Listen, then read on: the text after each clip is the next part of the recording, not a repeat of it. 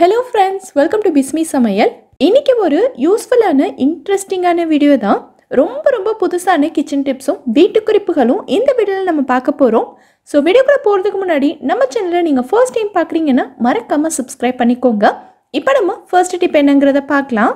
கொத்து பரோட்டா செய்யும்போது நிறைய பேர் பரோட்டாவை கையாலேயே பிச்சு போடுவீங்க அப்படினா ஒரு கத்தி வச்சு கட் பண்ணிட்டு இருப்பீங்க.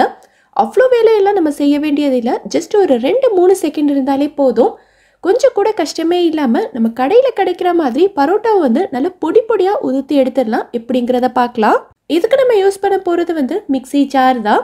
இதுல நம்ம பரோட்டாவை ஒரு 5-6 பீசஸா பிச்சு போட்டுக்கலாம்.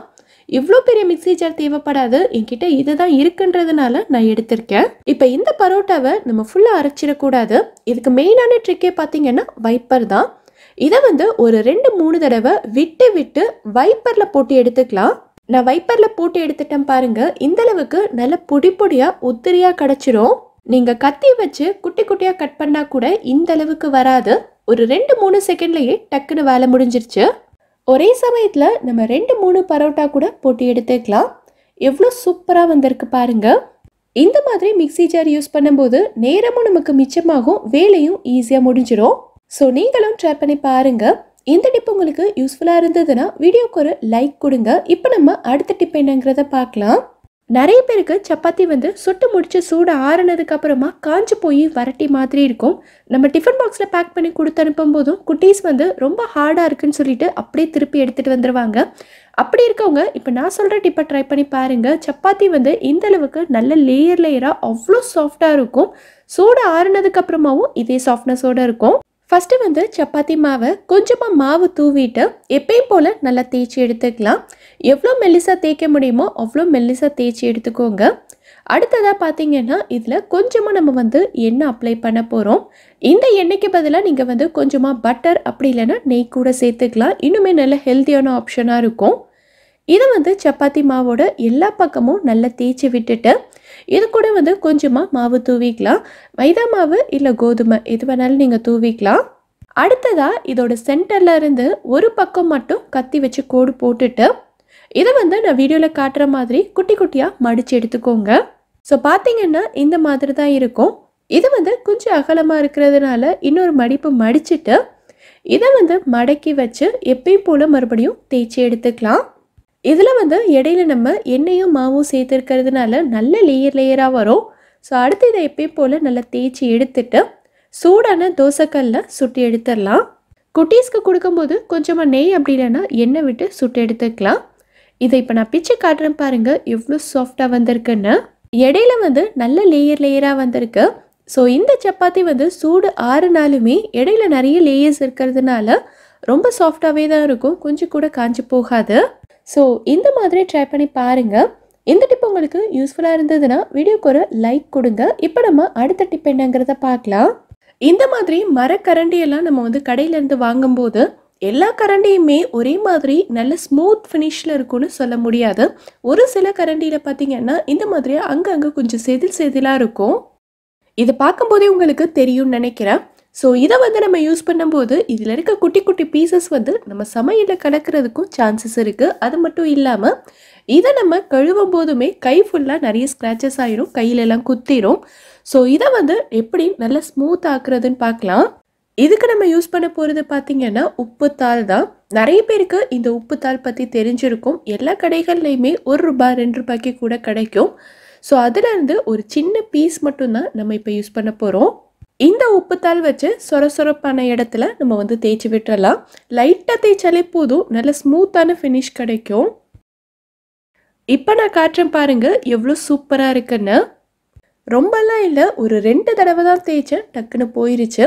ஸோ இதே மாதிரி நம்ம சொரப்பாக இருக்க எல்லா மரக்கரண்டிலையுமே யூஸ் பண்ணிக்கலாம். ரொம்ப யூஸ்ஃபுல்லாக இருக்கும். ட்ரை பண்ணி பாருங்கள். இப்போ நம்ம அடுத்த டிப் என்னங்கிறத பார்க்கலாம். இங்கே நான் கண்ணுக்கு போடுற கண்ணாடி தான் எடுத்திருக்கேன். இந்த கண்ணாடியெல்லாம் புதுசாக வாங்கும்போது இதில் இருக்கக்கூடிய கிளாஸஸ் பார்த்தீங்கன்னா நல்ல பளிச்சுன்னு க்ளீனாக இருக்கும். இதுவே நாளாக இதில் நிறைய ஸ்க்ராச்சஸ் விழுந்துடும். அது மட்டும் இல்லாமல் சின்ன பிள்ளைங்கள்லாம் யூஸ் பண்ணுறாங்க அப்படின்னா இதில் நிறைய கைரேகைலாம் விழுந்து ரொம்ப அழுக்காக இருக்கும். ஸோ இந்த கண்ணாடியை நம்ம மறுபடியும் நல்ல புதுசு மாதிரி எப்படி பளிச்சுன்னு க்ளீன் பண்ணுறதுன்னு பார்க்கலாம். இதுக்கு நம்ம யூஸ் பண்ண போகிறது பார்த்தீங்கன்னா வேஸ்லின் தான். இந்த வாசலின் வந்து கண்டிப்பாக எல்லார் வீட்லேயுமே இருக்கும். இது கூடவே ஒரே ஒரு பட்ஸ் மட்டும் எடுத்திருக்கேன். இந்த மாதிரி பட்ஸ் இல்லை அப்படின்னா இதுக்கு பதிலாக நீங்கள் வந்து காட்டன் கூட யூஸ் பண்ணிக்கலாம். இப்போது இந்த வாசலினை கொஞ்சமாக எடுத்துட்டு கிளாஸில் நம்ம வந்து அப்ளை பண்ணிக்கலாம். 2 கிளாஸ்லேயுமே கிளாஸோட 2 பக்கமும் நம்ம வந்து வாசலின் அப்ளை பண்ணணும். கிளாஸோட ஓரத்துலலாம் ரொம்ப அழுக்கு இருக்கும். ஸோ அந்த இடத்துல வந்து நல்லா தேய்ச்சி விட்டுருங்க. இப்போ இதை வந்து ஒரு 5 நிமிஷத்துக்கு அப்படியே இருக்கட்டும். 5 நிமிஷத்துக்கு அப்புறமா நம்ம இந்த கண்ணாடி வாங்கும்போது கூடவே சேர்ந்து நல்ல ஒரு சாஃப்டான துணி கொடுத்துருப்பாங்கல்ல, அதை எடுத்துக்கோங்க. இந்த மாதிரி துணி இல்லை அப்படின்னா நல்ல ஒரு சாஃப்டான காட்டன் கிளாத் எடுத்துக்கோங்க. இப்போது இந்த துணி வச்சு கண்ணாடி ஃபுல்லாகவே நல்லா தொடச்சி விட்டுறலாம். கண்ணாடியோட ஓரத்துலலாம் கொஞ்சம் அழுத்தி தொடங்க. ஸோ அழுக்கு எல்லாமே உங்களுக்கு க்ளீனாக வந்துடும். ஸோ இப்போ பாருங்கள் கண்ணாடி வந்து இவ்வளோ பளிச்சுன்னு இருக்குன்னு. இதில் கொஞ்சம் கூட கைரேகை, அழுக்கு, ஸ்க்ராச்சஸ் எதுவுமே இருக்காது. நம்ம புதுசாக வாங்கும் போது இந்த கிளாஸஸ் எப்படி இருந்ததோ அதே மாதிரி இருக்கும். ஸோ ட்ரை பண்ணி பாருங்கள். இப்போ நம்ம அடுத்த டிப் என்னங்கிறத பார்க்கலாம். இந்த மாதிரி ஜென்ஸோட சட்டையெல்லாம் பார்த்தீங்கன்னா இது மடிக்கிறது ரொம்ப கஷ்டம். நம்ம என்னதான் மடித்து வச்சாலும் இது மறுபடியும் கலைஞ்சிக்கிட்டே தான் இருக்கும். ஸோ இப்போ நான் சொல்கிற மாதிரி நீங்கள் மடித்து பாருங்கள். மடிக்கிறதும் ரொம்ப ஈஸி. எவ்வளோ நாள் ஆனாலும் மடிப்பு கலையாமல் அப்படியே இருக்கும். ஃபஸ்ட்டு சட்டையில் இருக்கக்கூடிய பட்டன் எல்லாத்தையுமே போட்டு விட்டுருங்க. காலர் பட்டனையும் சேர்த்து தான். இப்போ அடுத்து சட்டையை வந்து பின்பக்கமாக திருப்பி வச்சுக்கோங்க. சட்டையை வந்து சுருக்கம் எதுவுமே இல்லாத மாதிரி நல்லா விரித்து விட்டுட்டு இப்போது கையை மட்டும் எடுத்து அப்படியே உள்பக்கமாக மடிச்சிருங்க. அரைக்கையாக இருந்ததுன்னா குட்டியாக தான் இருக்கும். முழு கையாக இருக்கிறதுனால இந்த அளவுக்கு நீளம் வரும். ஸோ 2 கையையுமே இதே மாதிரி மடித்து விட்டுறலாம். இப்போது அடிப்பகுதியிலேருந்து இந்த மாதிரி எடுத்து நம்ம மடித்து வச்சுருக்க கைப்பகுதிக்கு மேலே அப்படியே வச்சிடலாம். ஸோ பார்த்திங்கன்னா இந்த மாதிரி தான் இருக்கும். இப்போது நீளத்தை ஃபுல்லாக மடித்தாச்சு.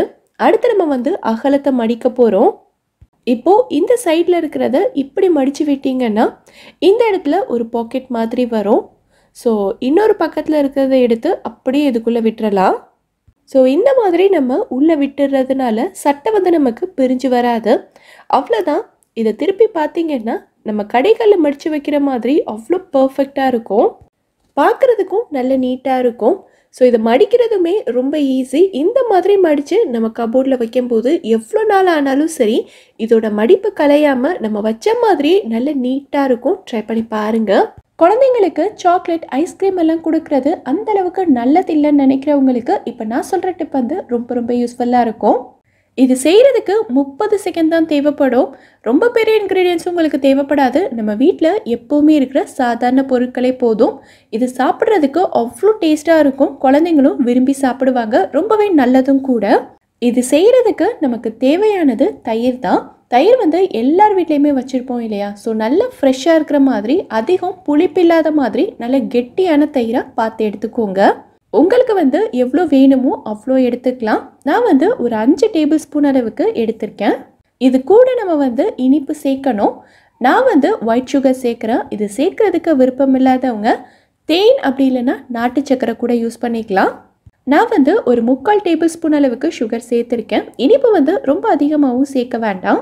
அவ்வளோதான். இது மட்டுமே போதும். இப்போ இதை வந்து நல்லா கலந்து எடுத்துக்கலாம். தயிரில் வந்து எந்தவித கட்டியும் இல்லாத மாதிரி நல்ல க்ரீமி கன்சிஸ்டன்சியில் இருக்கிற மாதிரி நம்ம மிக்ஸ் பண்ணி எடுத்துக்கலாம். அடுத்ததாக ஒரு பிளேட்டில் நான் வந்து ஆடி யூனிராப்ஸோட குக்கிங் அண்ட் பேக்கிங் பேப்பர் எடுத்திருக்கேன்.